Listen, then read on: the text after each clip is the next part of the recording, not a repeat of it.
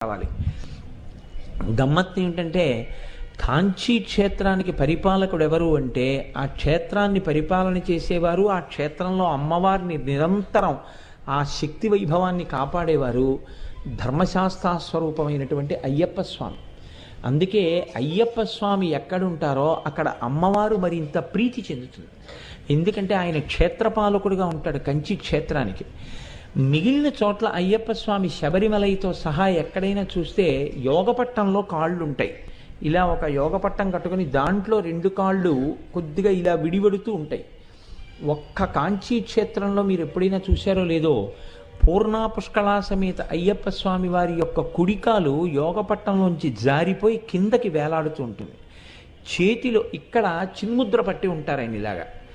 ఒక్క కాంచీ క్షేత్రంలో మాత్రం అయ్యప్ప స్వామి చిన్ముద్ర పట్టరు.